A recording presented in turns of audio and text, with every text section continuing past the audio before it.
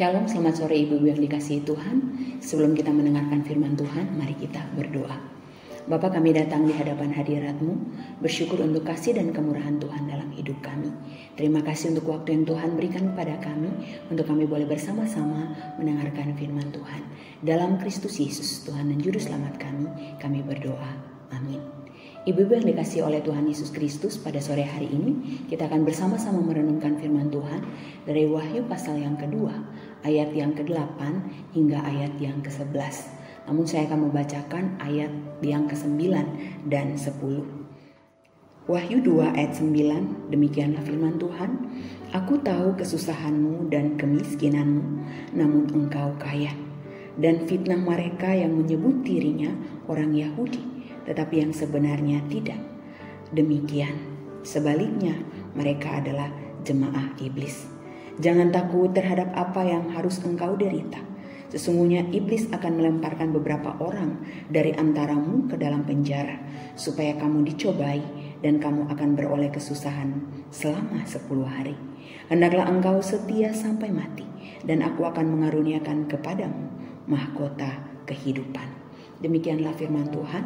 Ibu-ibu yang dikasihi oleh Tuhan Yesus Kristus, pada sore hari ini tema kita adalah mahkota kehidupan bagi orang percaya. Ibu-ibu yang dikasihi Tuhan, pada umumnya setiap orang pasti ingin mendapat penghargaan berupa piala, piagam, sertifikat ataupun gelar. Namun untuk memperoleh penghargaan maka ada syarat-syarat tertentu yang harus diikuti satu demi satu. Nah, hal ini menunjukkan bahwa tidak sembarang orang dapat memperoleh penghargaan. Ada hanya orang-orang yang memenuhi syaratlah yang dapat memperoleh penghargaan. Nah, demikian juga di dalam pertandingan iman kita. Karena itu mari kita melihat bagaimana kehidupan jemaat Tuhan di Smyrna. Ibu-ibu yang dikasihi Tuhan, kehidupan jemaat Tuhan di Smyrna, atau sekarang yang kita lebih kenal dengan daerah Turki, adalah dikatakan bahwa jemaat ini sedang menghadapi pergumulan yang berat. Mereka menghadapi tekanan, penindasan dan ancaman. Karena pada waktu itu ada peraturan yang keluar di kota Smyrna bahwa siapapun yang tinggal di kota Smyrna, dia harus melakukan ibadah di altar kuil Kaisar Tiberius. Dia harus mempersembahkan korban di kuil altar Kaisar Tiberius. Dan bukan hanya itu saja, sambil mempersembahkan korban, dia harus berkata, Kaisar itu Tuhan, Kaisar itu Tuhan. Dan hal ini menjadi suatu tantangan yang luar biasa bagi orang-orang percaya di Smyrna pada waktu itu. Akan tetapi kalau kita perhatikan bahwa kasih dan kesetiaan kepada Tuhan melebihi apapun di dalam kehidupan mereka. Sehingga mereka dengan tegas mereka menolak bahwa mereka tidak akan melakukan penyembahan, tidak akan memberikan persembahan di altar kuil Kaisar Tiberius. Karena bagi mereka hanya Yesuslah satu-satunya Tuhan. Oleh karena itu, ibu-ibu yang dikasihi oleh Tuhan, maka dikatakan bahwa mereka mengalami penganiayaan yang begitu luar biasa. Pemukiman-pemukiman Kristen dikatakan bahwa dihancurkan kemudian dibakar. Orang-orang Kristen dagingnya dicabik-cabik. Mereka dipukuli, mereka dibunuh dengan pedang. Bahkan di antara mereka ada yang diadu dengan binatang buas. Dan mereka juga menghadapi berbagai fitnaan karena iman mereka kepada Tuhan. Namun sekalipun demikian, dikatakan bahwa mereka tetap setia kepada Tuhan. Mereka tetap taat kepada Tuhan, sekalipun penderitaan, sekalipun penganiayaan berat mereka hadapi. Oleh karena harta benda mereka dihancurkan dan segala yang mereka miliki dibakar, maka dikatakan bahwa mereka mengalami kemiskinan. Dan kemiskinan di dalam bagian firman Tuhan ini dari kata Yunani ptokia, yang berarti tidak memiliki apapun. Dan hal ini terjadi bukan karena mereka malas bekerja, tetapi sebagaimana tadi saya katakan bahwa harta milik mereka dihancurkan kemudian dibakar. sehingga secara ekonomi mereka begitu melarat, sehingga secara ekonomi mereka begitu susah. Tetapi luar biasa bahwa di dalam kemelaratan mereka secara ekonomi, Tuhan katakan bahwa mereka kaya secara rohani. Ibu-ibu yang dikasihi Tuhan, penderitaan jemaat Tuhan di Smyrna begitu berat. Karena ketika mereka ada yang tahu bahwa mereka orang Kristen yang sungguh, maka orang-orang yang tidak percaya Tuhan kemudian melakukan PHK terhadap orang-orang percaya yang bekerja. Usaha mereka diboikot dan berbagai tantangan lainnya, sehingga dikatakan mereka akhirnya mengalami kemiskinan yang luar biasa. Tapi luar biasa adalah bahwa mereka tidak mengingkari iman mereka kepada Tuhan. Mereka miskin secara materi, tetapi mereka kaya secara rohani. Hal ini berbanding terbalik dengan jemaat Tuhan di Laodikia, yang secara materi mereka berkelimpahan, tetapi secara rohani mereka miskin dan melarat. Ibu yang dikasihi Tuhan, dalam bagian firman Tuhan ini kita belajar bahwa ikut Tuhan bukan berarti tidak ada air mata. Ikut Tuhan bukan berarti tidak ada penderitaan. Namun justru ada kalanya ketika kita semakin dekat dengan Tuhan, penderitaan demi penderitaan datang silih berganti di dalam kehidupan kita. Namun dari jemaat Tuhan di Smyrna kita belajar, jangan menyerah. Tetaplah setia kepada Tuhan Yesus Kristus. Ingat bahwa tidak ada satu hal pun yang terjadi dalam kehidupan kita tanpa seizin dan sepengetahuan Tuhan.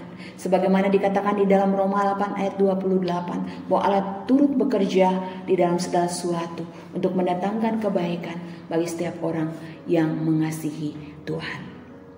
Hal yang kedua kita dapat belajar dari firman Tuhan ini adalah bahwa Tuhan melihat hati kita. Manusia mungkin melihat penampilan lahiriah kita, tetapi ingat bahwa Tuhan melihat hati kita. Karena bagi Tuhan yang penting adalah bagaimana hati kita, hati yang taat kepada Tuhan.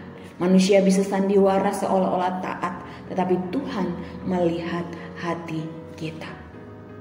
Ibu yang dikasihi oleh Tuhan Yesus Kristus, jemaat Tuhan di Smyrna begitu tertekan, begitu menderita.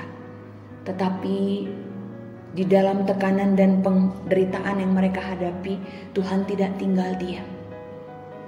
Ada penghiburan, ada kekuatan dari Tuhan di tengah tekanan, di tengah penderitaan dan kemiskinan yang mereka alami. Oleh karena itu di dalam Wahyu 2 ayat 9 dikatakan, aku tahu kesusahanmu, aku tahu kemiskinanmu, namun engkau kaya.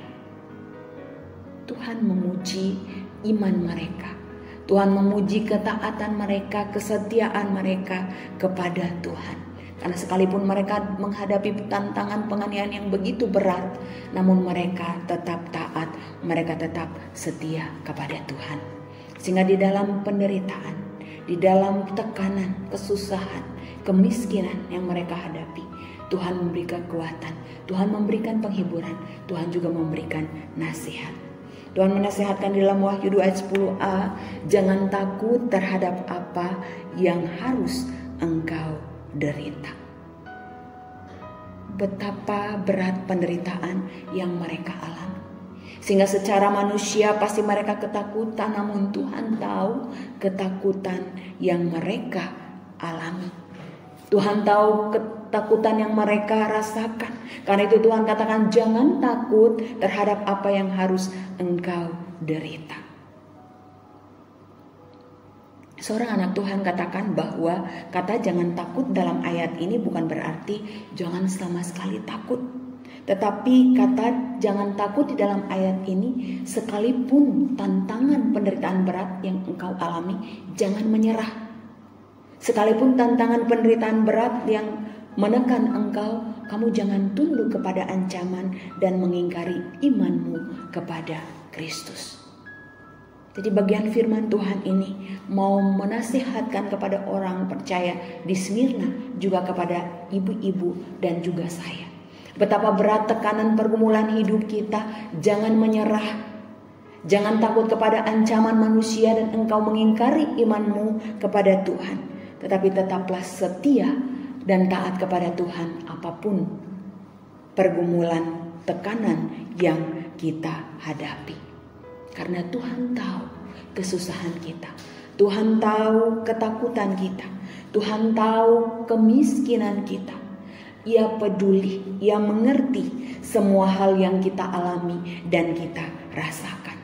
Oleh karena itu ibu-ibu yang terkasih, apapun masalah yang sedang kita hadapi, jangan menyerah dan meninggalkan Tuhan, tapi tetap berserah dan mempercayakan hidup kita seluruhnya ke dalam tangan Tuhan. Nasihat Tuhan yang kedua kepada jemaat Tuhan di Smyrna yang dalam penderitaan yang begitu berat adalah di dalam Wahyu 2 ayat 10b. Hendaklah engkau setia sampai mati. Kata hendaklah engkau setia sampai mati dalam bagian firman Tuhan ini bukan hanya sekadar oh ya saya percaya Kristus dan saya akan terus percaya Kristus sampai Tuhan memanggil saya kembali. Tidak. Tetapi kata hendaklah engkau setia sampai mati dalam bagian firman Tuhan ini berarti bahwa sekalipun nyawa kamu jadi taruhannya, kamu harus tetap setia. Atau sekalipun taruhannya nyawa, kamu jangan tinggalkan imanmu. Ibu-ibu yang dikasihi Tuhan, ini bukan hal yang mudah. Tapi ketika kita berdoa, kita memohon Tuhan menolong kita, maka Tuhanlah yang akan memampukan kita untuk setia sampai akhir kehidupan kita. Karena dengan kekuatan kita tidak akan mampu. Ketika suasana hati kita baik, ketika hidup kita aman, lancar, doa kita dijawab Tuhan, bisa saja kita dengan mudahnya katakan Tuhan, saya mau setia ikut Engkau sampai saya mati. Saya mau setia ikut Engkau sampai Engkau memanggil saya kembali. Namun bagaimana jika kita menghadapi seperti yang dihadapi oleh jemaat Tuhan di Smyrna? Penderitaan yang begitu berat. Bagaimana apa yang kita miliki dihancurkan. Bagaimana ketika kita diperhadapkan dengan binatang buas. Bagaimana ketika kita diperhadapkan nyawa atau Kristus. Apakah pilihan kita? Ibu-ibu yang dikasihi oleh Tuhan Yesus Kristus. Terkadang kita sedih menyaksikan banyak anak-anak Tuhan yang dulunya begitu menggebu-gebu ikut Tuhan, begitu menggebu-gebu melayani Tuhan. Tapi ketika diperhadapkan dengan masalah, baik masalah ekonomi, baik masalah kesehatan, mereka dengan mudahnya meninggalkan Tuhan. Bahkan bukan hanya sekedar meninggalkan dengan tidak bersekutu dengan Tuhan, tetapi mereka mengingkari iman mereka kepada Kristus. Oleh karena itu firman Tuhan pada sore hari ini mengingatkan ibu-ibu dan juga saya. Sekali lagi seberat apapun pergumulan hidup kita, baik dalam ekonomi, baik dalam rumah tangga, baik dalam kesehatan kita, jangan pernah meragukan kuasa Tuhan. Jangan pernah meragukan pertolongan Tuhan. Karena hal itu bisa membuat kita akhirnya perlahan dan kita akan mengingkari iman kita dan meninggalkan Tuhan. Ibu-ibu yang dikasihi Tuhan, firman Tuhan mengingatkan kita untuk tetap setia sampai kita mati, sekalipun nyawa kita taruhannya. Karena di dalam Wahyu 2 ayat 10b ada janji Tuhan bagi setiap orang yang setia sampai mati. Firman Tuhan katakan, aku akan mengaruniakan kepadamu mahkota kehidupan. Jadi hanya bagi orang yang setia kepada Kristus sampai matilah yang akan memperoleh mahkota kehidupan. Ibu-ibu yang dikasihi oleh Tuhan Yesus Kristus, di kota Smyrna ada stadion olahraga dan disitulah biasa dilakukan berbagai perlombaan. Dan bagi setiap pemenang akan diberikan mahkota berupa anyaman, daun-daun hijau dan juga ada bunga-bunga. Namun dalam Wahyu 2 ayat 10b ini bukan mahkota seperti itu yang akan Tuhan berikan kepada setiap orang yang setia sampai mati. Tetapi mahkota yang akan Tuhan berikan di dalam bagian firman Tuhan ini adalah mahkota yang kekal, mahkota yang abadi. Mahkota yang diterima oleh para pemenang di Smyrna adalah mahkota yang bisa rusak, bisa hancur. Tetapi mahkota yang disediakan Tuhan bagi setiap orang yang setia sampai akhir adalah mahkota yang kekal, yang tidak dapat rusak. Oleh karena itu ibu-ibu yang dikasihi oleh Tuhan Yesus Kristus, di dalam kehidupan pengiringan kita kepada Tuhan, pasti banyak tantangan, ada banyak pergumulan yang kita hadapi. Tetapi ketika kita setia kepada Tuhan, maka percayalah bahwa kelak Tuhan akan mengaruniakan mahkota kehidupan kepada ibu-ibu dan juga saya. Ibu-ibu yang dikasihi Tuhan, biarlah kita senantiasa ingat bahwa ketika kita setia kepada Tuhan, maka Tuhan akan memberikan mahkota kehidupan kepada kita. Karena itu mari kita tetap setia sampai mati. Maka kita akan menerima mahkota kehidupan itu. Ingatlah bahwa tanpa salib, tanpa penderitaan, maka tidak ada mahkota. Dan di dalam Wahyu 2 ayat 11 dikatakan, barang siapa setia sampai mati, ia tidak akan mengalami kematian yang kedua atau kematian yang kekal. Tapi orang yang setia, Tuhan akan memberikan kehidupan yang kekal. Oleh karena itu ibu-ibu yang dikasihi oleh Tuhan Yesus Kristus, betapapun beratnya dan dalamnya kesusahan kita, betapapun berat dan dalamnya penderitaan, kesesakan yang kita alami, atau yang suatu saat bisa kita alami oleh karena iman kita kepada Kristus, maka tetaplah taat, tetaplah setia kepada Kristus sampai mati. Ingat bahwa Kristus telah memberikan kita teladan bagaimana ia menderita sampai mati di kayu salib untuk menyelamatkan ibu-ibu dan saya. Oleh karena itu ibu-ibu yang dikasihi Tuhan, marilah kita tetap setia sampai mati di dalam pengiringan kita kepada Tuhan. Mari kita berdoa. Kami datang kepadamu ya Tuhan, bersyukur untuk firman Tuhan pada sore hari ini. Kiranya Tuhan menolong kami untuk kami boleh tetap taat, tetap setia, mengiring Engkau sampai akhir kehidupan kami. Sekalipun pergumulan datang silih berganti dalam hidup kami. Berkati semua ibu-ibu yang sakit, yang dalam pergumulan, biarlah Tuhan yang melawat. Biarlah mereka tetap taat, tetap setia. Karena ada mahkota kehidupan yang Tuhan telah janjikan kepada setiap kami. Mampukan kami oleh kekuatan kuasa Roh Kudus untuk kami tetap taat, tetap setia kepada Engkau. Dalam Kristus Yesus, Tuhan yang Juru Selamat kami berdoa. Amin.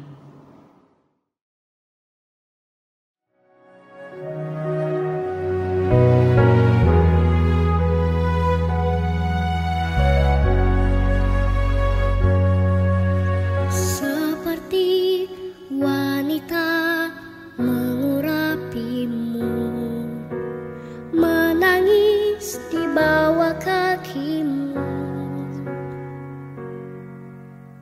demikian hidupku mau mengasihimu. Yesus, Engkau baik bagiku. Seperti wanita mengurapimu, menangis di bawah kakimu,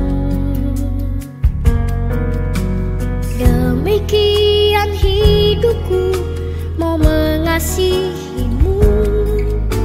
Yesus, Engkau baik bagiku. Sampai akhir ku menutup mata, ku tetap setia menanti janjimu. Sampai ku dapatkan mahkota kehidupanku, ku tetap setia, ku melayanimu. Sampai akhir ku menutup mata, ku tetap setia menanti janjimu. Sampai ku dapatkan mahkota kehidupanku, ku tetap setia, ku melayanimu. Ku tetap setia.